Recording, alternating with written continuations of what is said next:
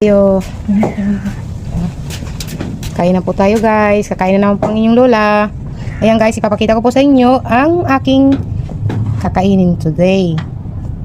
Banana ulit. San Fernando. Kamuti. May kaulam po siyang galunggong and pinaguong. Bagoong ulit. Kain po.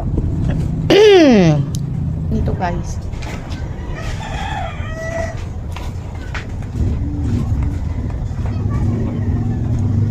Kahit ako guys saan dalhin, buhay na buhay talaga ako. Dahil ako, ang gusto talaga ng bibig ko, yung mga ganitong pagkain yung parang walang lasa. Tapos,